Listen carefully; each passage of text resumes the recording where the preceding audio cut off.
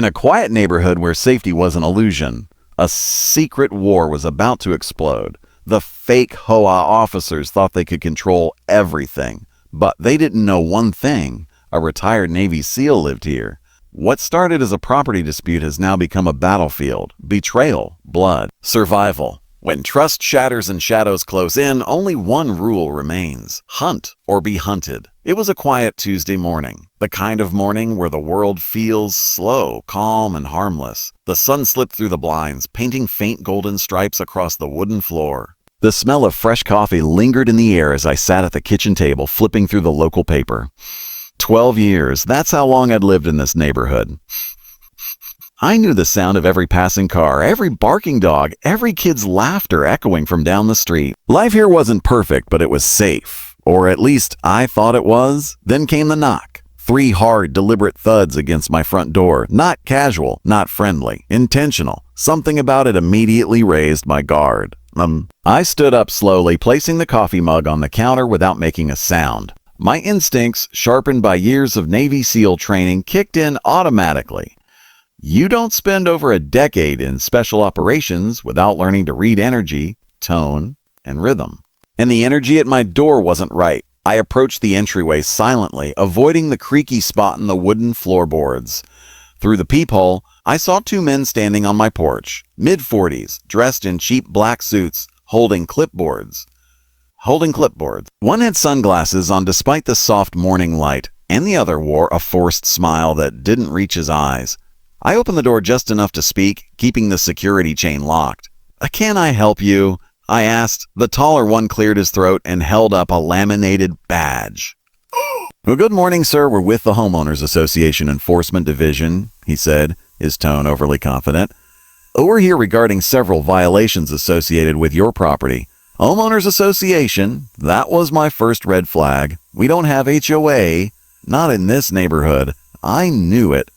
Everyone knew it, but instead of calling them out, I stayed quiet, watching, listening. "What kind of violations?" I asked flatly. The shorter one stepped forward, flipping through his clipboard dramatically, like he was on stage. The unapproved exterior modifications, improper landscaping maintenance, and, most concerning, failure to comply with recent HOA security regulations, he said. His voice was rehearsed, memorized, mechanical. Then the taller one leaned in, lowering his tone to something meant to sound threatening. "Sir, if these issues aren't resolved today, we'll have no choice but to initiate foreclosure proceedings on this property." I raised an eyebrow, tilting my head slightly. Foreclosure? "On a house I've owned outright for over a decade?" I said, keeping my tone calm and steady. They didn't blink. They were confident, or at least trying to appear so. Most people, I realized, would panic at the mention of legal trouble. That's what they were counting on. But they didn't know who they were talking to. I scanned every detail: the cheap fabric of their suits, the smudged laminate on their fake badges, the faint trembling of the clipboard in the smaller man's hand. They weren't professionals. They were scammers, and they just knocked on the wrong door. I decided to play along. "All right," I said after a long pause, opening the door a little wider. "Why don't you come back in 15 minutes? Let me grab my checkbook and we'll settle this." Relief washed over their faces. They thought they had me. But the moment I shut the door, everything shifted. I moved quickly, grabbing my phone and pulling up the security system app. With a few taps, I activated all exterior cameras and turned on live recording. Every angle of my property would now be documented. If they tried anything shady, I'd have proof. Then I sent a quick message to an old friend, Marcus, ex-SEAL, current law enforcement, one of the few people I trusted with my life. I typed, "I got 2 suspicious guys posing as HOA. Possible scam." As to scam. "Might escalate. Need backup." Within seconds, he replied, "On my way. Keep them talking." I slipped my phone into my pocket and took a deep breath. My pulse was steady, my focus razor sharp. The years of training kicked in like muscle memory. I remembered missions overseas, desert heat pressing against my skin, the weight of a rifle in my hands, the quiet, deadly anticipation before breaching a door. This situation wasn't the battlefield, but the mindset was the same. Assess, adapt, act. When I stepped back outside, I noticed something else. The taller man's hand brushed against his jacket pocket, and for a split second, I caught sight of metal. Not a badge, not a pin. something darker, heavier. My instincts screamed at me. I kept my expression neutral, leaning casually against the doorframe. "So," I said, crossing my arms, "how exactly does this process work? You said foreclosure, right? That's a big step for an HOA." The smaller one glanced nervously at his partner before replying, "Yes. Well, normally there'd be paperwork and a hearing, but because of your repeated non-compliance, we're authorized to expedite enforcement measures. We'll need immediate payment today." He hesitated before saying it, $7,600. Cash only. Cash only. Another red flag. I nodded slowly, pretending to think about it while keeping my body language loose and relaxed. On the inside, I was running scenarios. If they tried to force their way in, I had a plan. If they reached for a weapon, I had another. Then from the corner of my eye, I spotted Marcus' black SUV turning onto my street. Backup had arrived. I decided it was time to end the game. I stepped forward just enough to close the distance between us and locked eyes with the taller man. My voice dropped an octave, calm but heavy. "Boys, you picked the wrong house." His fake confidence cracked. I saw it, the slight twitch in his jaw, the way his pupils widened, the bead of sweat forming at his temple. Before they could react, Marcus pulled up, badge in hand, gun holstered but visible. The look on his face said everything. Playtime was over. The scammers froze, realizing this wasn't going the way they planned. And this was just the beginning. The two men stood frozen on my porch, clipboards in hand, pretending to look confident. But I could see it, the flicker of uncertainty behind their eyes. They had walked into this thinking I was just another gullible homeowner, scared of paperwork and legal terms they didn't understand. They thought wrong. Marcus parked his SUV at the curb, stepping out calmly, his law enforcement badge clipped to his belt where they could see it. He didn't say a word, he didn't need to. His mere presence was enough to shift the balance of power. The taller scammer, let's call him a sunglasses, adjusted his tie, clearing his throat. Sir," he said, trying to regain control of the situation, "there's really no need for law enforcement involvement here. This is HOA matter. Completely civil. No reason to complicate things." I crossed my arms, leaning against the doorframe. My voice was calm, almost casual. "Or right. But see, here's the thing. We don't have an HOA in this neighborhood. So explain to me again, who exactly do you work for?" The shorter one, the nervous one with trembling hands, spoke too quickly. "A Suncrest Management Group. We represent over 200 properties in this area." I tilted my head, pretending to think. "Oh, funny," I said, "because I know every board member, every management company, and every law on this street. And I've never heard of Suncrest." Marcus stepped forward, resting one hand on his holster, not threatening, but clear. "You two got business cards?" he asked flatly. They exchanged a glance. Silence. Then Marcus leaned in, lowering his voice. "See, here's where it gets interesting. We've been tracking reports of fake HOA reps scamming homeowners across 3 counties. Thousands of dollars stolen. Elderly folks intimidated into handing over cash. Some even signed fake foreclosure papers. So before you say another word, you better be damn sure about who you're pretending to be." The taller man's jaw tightened. He swallowed hard.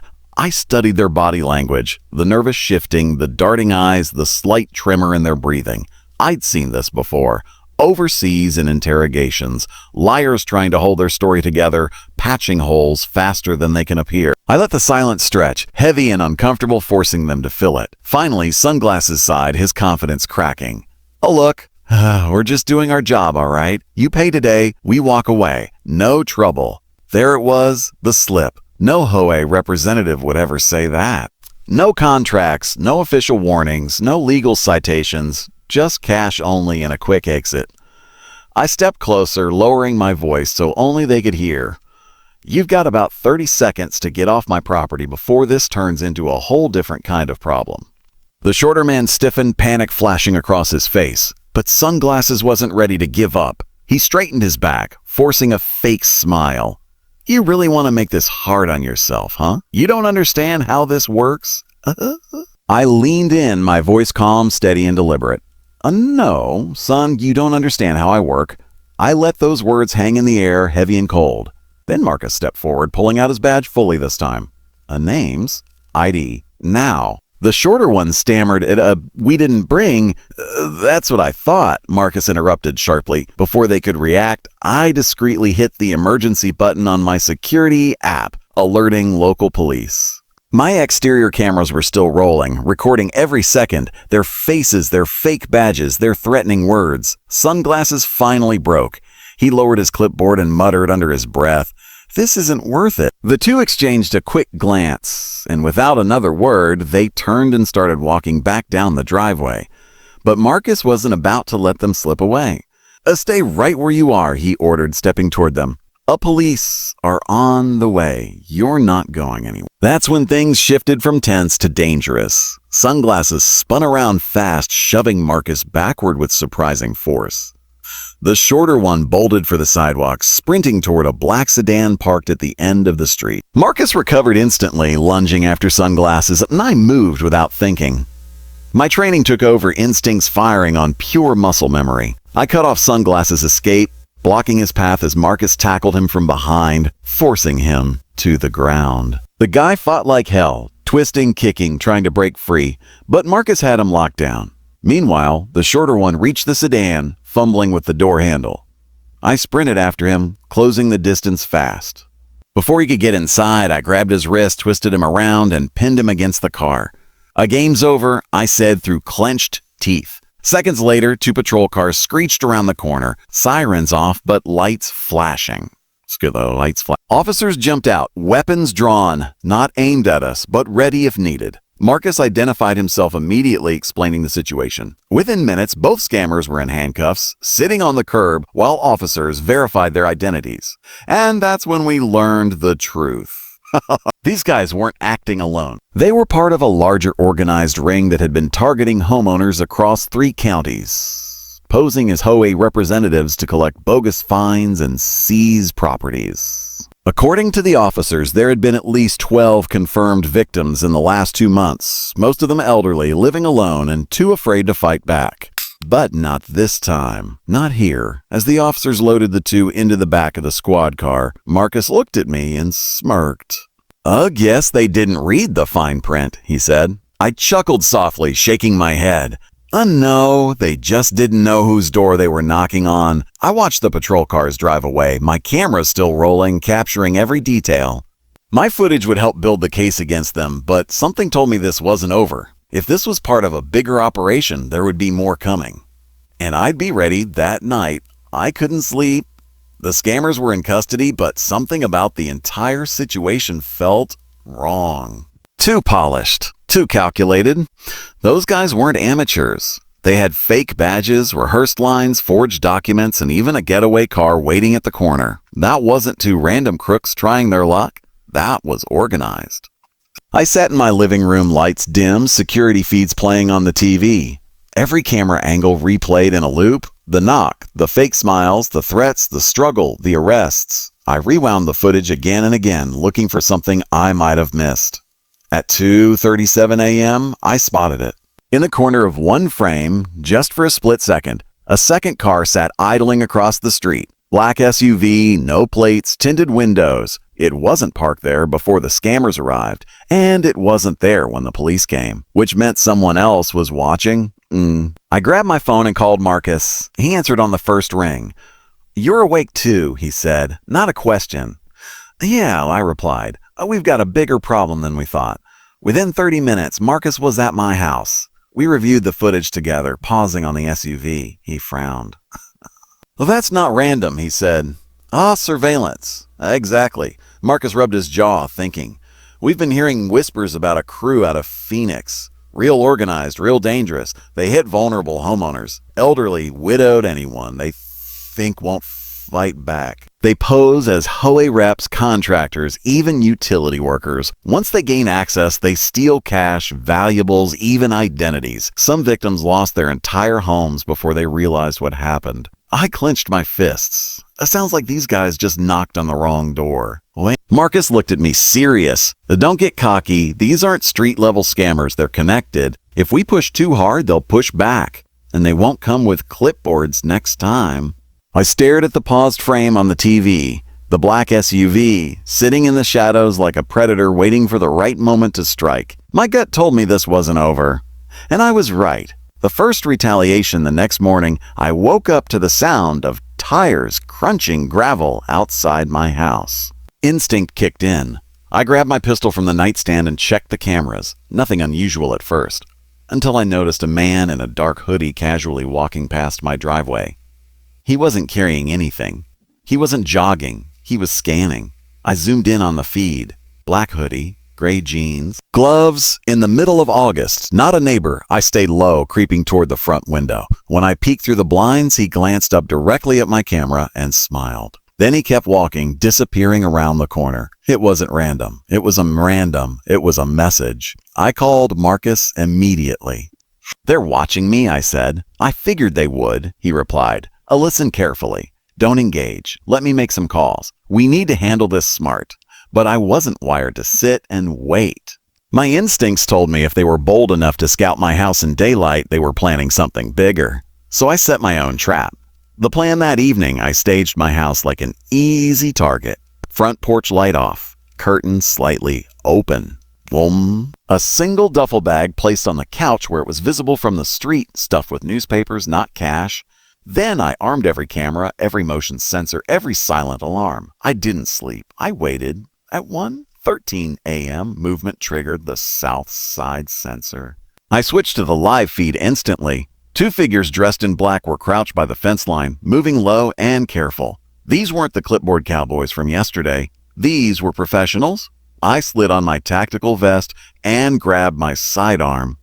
I wasn't planning on shooting, not unless I had to, but I wasn't about to let them waltz into my house. I sent Marcus a single text. "They're here." Within 2 minutes, I was crouched behind the kitchen island, watching the cameras on my phone. One intruder circled toward the back door. Yen. The other stayed near the garage. They moved like they'd done this before. The one at the back door pulled out a slim toolkit and started working on the lock.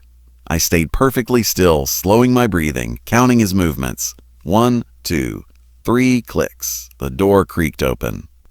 He stepped inside, silent and smooth, a small flashlight in one hand. He scanned the living room, spotting the Akash bag on the couch. He whispered something into a tiny earpiece. I caught only one word, clear. Before he could move forward, I stepped out from the shadows, gun drawn but steady, my voice deep and calm. "Freeze!" He froze mid-step, muscles tensing. The second man, outside near the garage, cursed softly into his comms. I heard him start to move. "On's where I can see them," I said, keeping my aim locked on his chest. Then I heard tires screeching outside. "Marcus!" The intruder hesitated for half a second, probably deciding whether to run or fight. But Marcus' SUV came roaring up the driveway, headlights blinding. 2 more officers spilled out behind him, weapons drawn. The second man bolted instantly, sprinting toward the street, but an officer tackled him before he got 10 feet. The guy inside slowly raised his hands, dropping his toolkit. They weren't scammers. They weren't petty thieves. These guys were hired muscle, uncovering the bigger operation. We spent the next 3 hours at the station going through their gear. High-end lockpicks, encrypted radios, burner phones. This wasn't freelance work.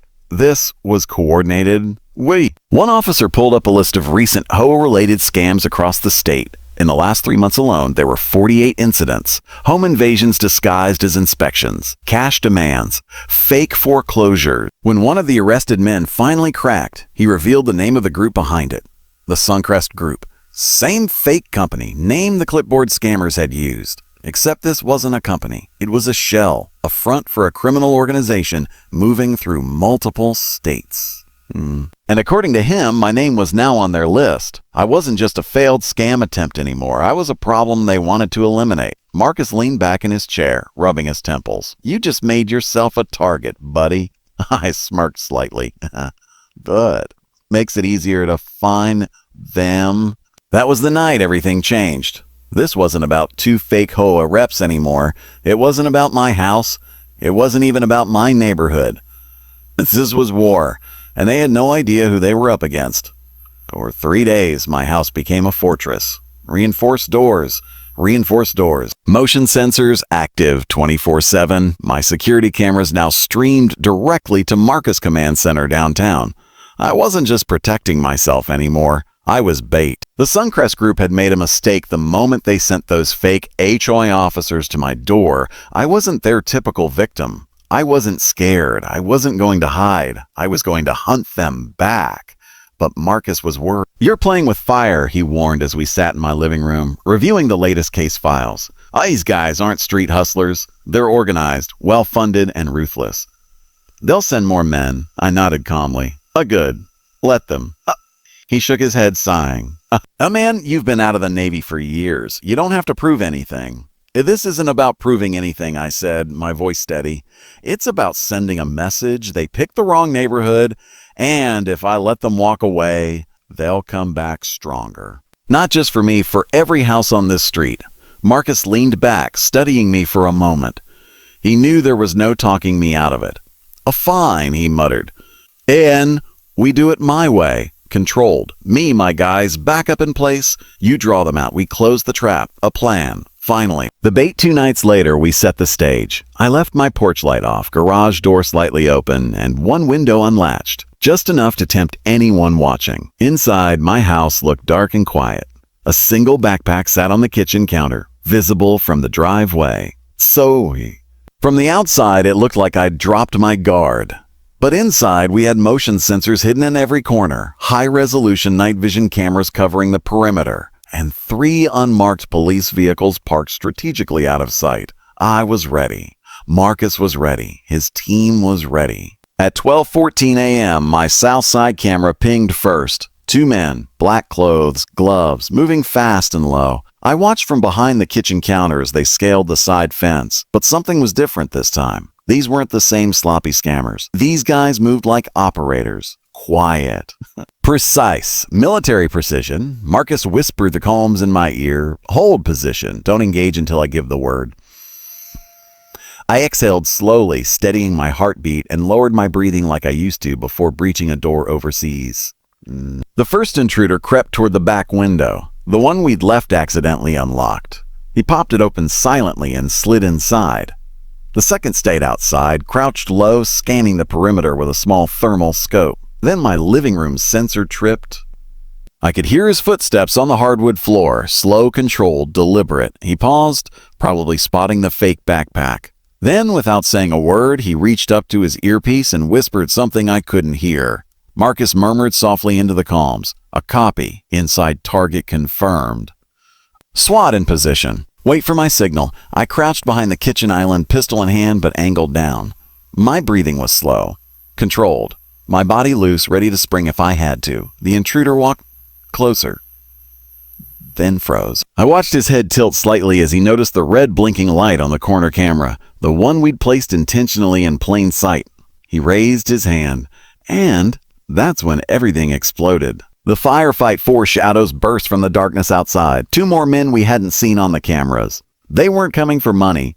They were coming to send a message. Marcus' voice roared in my ear. "Go, go, go, go!" The house lit up instantly as our tactical lights activated, blinding the intruders inside and outside.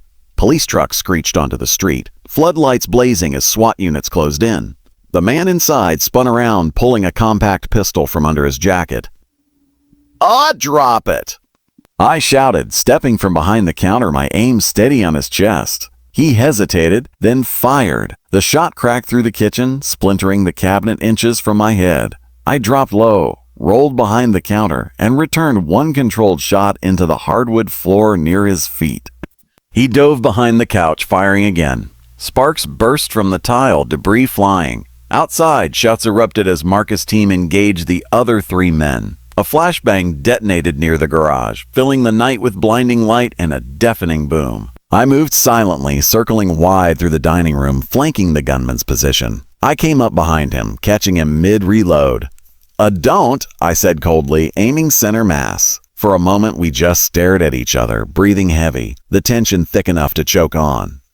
Then I heard the metallic clink of his pistol hitting the floor. I cuffed him with zip ties and dragged him to the center of the room just as Marcus stormed inside with 2 officers behind him. "Status," he barked. "Inside secure," I said, breathing hard. "What about outside?" Marcus smirked.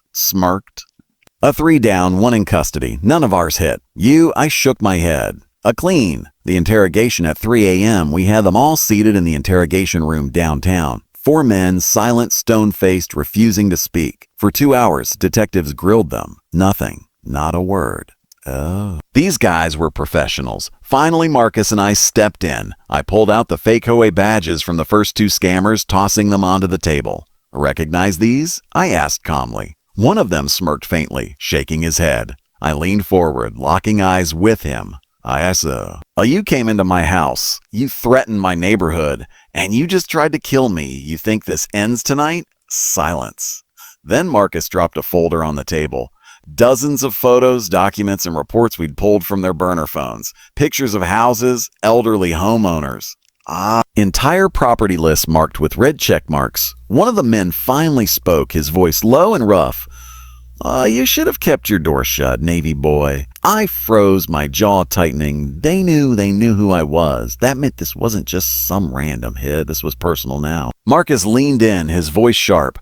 Who sent you? No answer. But he didn't need to answer. I already knew. The Suncrest group had just escalated the war. The calm before the storm as the suspects were booked and processed, Marcus pulled me aside. They're going to hit back harder. He said, you embarrassed them, took their guys, cost them money. They don't forgive that. I nodded slowly, staring at the crime board now covered in photos, maps, and names. Good, I said quietly. I'll let them come. Next time we finish it. Marcus studied me for a long moment, then exhaled. Okay. All right, he said finally. Then we take the fight to them. This wasn't about defense anymore. It wasn't about my house. It wasn't about HOA scams or fake badges. This was a war against a criminal network, and they just declared it. And if the Suncrest group wanted a fight, they were about to get one 3 days after the firefight. My house was quiet again. Too quiet. The neighborhood looked normal from the outside. Kids rode bikes, sprinklers clicked rhythmically, and the distant hum of lawnmowers filled the air. But under that suburban calm, a storm was brewing. Marcus and I sat in his underground operations room, walls lined with surveillance monitors and satellite feeds. A massive blueprint of Suncrest Group's main facility was pinned to the board, marked with red arrows, photos, and tactical entry points. This isn't just about real estate scams, Marcus said, sliding a folder across the table. Inside were photos, aerial drone shots of Suncrest's private compound, black SUVs, armed guards, motion-activated perimeter defenses. It looked less like a corporate office and more like a fortified military outpost. Oh, they're laundering millions through fake property liens, Marcus continued. But here's the kicker. They're also smuggling illegal weapons through a shell company tied to the HOA. I scanned the reports, jaw tightening. They're using homeowners to launder their operations, I muttered. I dropped behind the server racks, heart pounding, my ears ringing from the blast. The first hostile came through the doorway. I dropped him with 2 controlled taps to the chest. Another came. Then another. The hallway turned into a blur of muzzle flashes and chaos. A fall back, I shouted. I-secondary exit south side. Red lobbed a smoke grenade down the corridor, the thick gray haze swallowing us as we retreated. I grabbed Marcus by the vest and dragged him toward the service tunnel while he clutched the hard drive tight to his chest. The escape, we burst out of the southern hatch into the humid night air, only to find 6 more armed men waiting for us near the perimeter wall. Carter's voice cut in again. On your left, move! The crack of his sniper rifle echoed like thunder as 2 guards dropped instantly. I dove behind a steel crate, returning fire while Reed sprinted toward the breach point. Bullets tore through the gravel, sparks flying as rounds ricocheted off the steel fencing. I took a deep breath, steadied my aim, and fired 3 rounds into the spotlight above us, plunging the yard into darkness. That gave us just enough cover to slip through the breach we'd cut earlier. Carter laid down overwatch fire from the ridge, dropping 2 more men as we sprinted into the tree line. We didn't stop running until we were a mile out, collapsing near our extraction van, gasping for breath. The aftermath back at the safe house, Marcus slammed the encrypted hard drive onto the table. That's it, he said between ragged breaths. Everything we need to burn them down. But I wasn't celebrating. Something didn't add up. They'd been ready for us. They knew our entry point, our timing, our exit. That wasn't bad luck. That was an inside leak. Someone close to us was feeding Suncrest our movements. I looked at Marcus, and he read my mind instantly. "Yeah," he said quietly. "We've got a traitor." The storm ahead, the Suncrest group had been wounded but not destroyed. Now they'd be furious, and somewhere in our tight four-man unit, someone wasn't who they claimed to be. I didn't know who yet, but I would find out. Because this wasn't over, this was just the beginning. The safe house was silent except for the faint hum of the hard drive decrypting in Marcus's terminal. The glow from the monitors cast long, harsh shadows across the room, making it feel like the walls were closing in. Nobody spoke. We were all thinking the same thing. Someone on this team had sold us out. I leaned against the wall, my Glock resting on the table beside me, watching Marcus's face. He was calm, but his eyes told another story. He'd been through 100 missions in his life, but betrayal always cut deeper than bullets. Reed paced near the window, muttering curses under his breath. Carter sat in the corner, silent, cleaning his sniper rifle with mechanical precision, almost too calm. Finally, Marcus broke the silence. "They knew everything," he said, voice low but sharp. "Our breach point, our timing, our exit. That wasn't luck, that was intel. Someone fed them." Red slammed his fist against the wall. "You think it's one of us?" Marcus didn't answer right away. He looked at each of us one by one. "We're a four-man team. That makes this real simple. It's one of us." The test Marcus pulled out a small device from his tactical bag, a military-grade signal scanner. It could detect outgoing comms signals, hidden transmitters, and trackers. "Everyone empties their gear," he ordered. We laid everything out on the table. Radios, weapons, knives, ammo, field medkits. Marcus moved the scanner slowly across each pile. Nothing. Then he checked our vests. The scanner chirped softly when it passed over Carter's utility strap. Instantly, everyone's weapons came up. "Whoa, whoa." Carter raised his hands. "Don't even think about it. Whatever's on me, I didn't put it there." Marcus ripped open the strap and pulled out a microtransmitter no bigger than a coin. Military grade, encrypted. Reed's jaw dropped. That's a tracker." Carter looked genuinely shocked, but Marcus's expression stayed unreadable. "They've been monitoring us," he muttered. "Every move we've made since the first day." I stepped closer, watching Carter carefully. "You're telling me you didn't know?" Carter's hands trembled slightly. The first time I'd ever seen him lose control. Someone planted it. I swear on my life. I swear on my life. Marcus studied him for a long moment before lowering his weapon. "Maybe," he said flatly, "but we're not taking chances anymore." An unexpected call before anyone could say more. Marcus's encrypted phone buzzed. Unknown number, no caller ID. He put it on speaker. On speaker. A distorted voice came through, cold and mocking. "You think you can play war with us? You broke into our house. Now we're coming for yours." Marcus glanced at me, expression tightening. "Expression tightening. Who is this?" "Oh, you don't need to know my name," the voice replied. "Just know this. We own your neighborhood, we own your Hoey, and we own someone very close to you." Then the line went dead. Reed cursed loudly. Carter swore under his breath. I clenched my fists. This wasn't just a fight anymore. It was personal. Marcus smashed the phone onto the table. "They're coming," he said, "and they're not hiding it." The siege begins 2 hours later. Our perimeter alarms tripped. Carter, watching the cameras, stiffened. Multiple SUVs approaching fast. Blacked out windows. 7, 8 vehicles. Marcus pulled his vest on and racked his M7. Positions. "We hold them here." We scrambled into defensive setups around the safe house. Reed rigged doorways with improvised claymore traps. I grabbed the shotgun and took position by the front entry. Carter climbed to the second floor with his rifle for overwatch. Through the night vision scope, Carter called it out. A contact's dismounting. Full tac gear. 20 hostiles, minimum. The Suncrest group wasn't holding back. Then the first shot cracked through the silence. Glass exploded as bullets slammed into the walls, shredding drywall and furniture. I dove behind the couch, returning fire through the window, dropping one man instantly. Reed triggered one of his traps. A deafening explosion outside sent 2 hostiles flying across the driveway. But more kept coming. Carter's rifle barked from upstairs, precise single shots dropping targets one by one, but they were pushing hard. "A fall back to the basement," Marcus yelled, tossing a smoke grenade into the hall. "We hold them there." Face to face with the devil as we regrouped in the basement, footsteps thundered above us. Then, silence. I scanned the shadows, waiting. Then we heard it. A slow, deliberate creak on the basement stairs. I raised my weapon, aiming at the silhouette descending into the darkness. But when the man stepped into the dim light, my stomach dropped. It wasn't just any mercenary. It was Daniel Cross, the Suncrest field commander. Marcus froze for a moment, recognition flashing in his eyes. "A Cross," he muttered. "I should have killed you in Kandahar." Cross smirked, his voice like broken glass. "You should have, but now I get to return the favor." Before anyone could react, gunfire erupted. The traitor revealed in the chaos. Reed lunged for cover, but something didn't add up. I caught it in the corner of my eye. He wasn't firing at Cross's men. He was aiming past us. Marcus turned, realization hitting at the same moment I shouted, "Reed, stand down!" But it was too late. Reed spun, unloading his sidearm into Marcus's shoulder before darting toward the emergency exit. A son of a... I dove after him, but two mercenaries cut me off, forcing me back. Reed disappeared into the smoke, escaping into the night.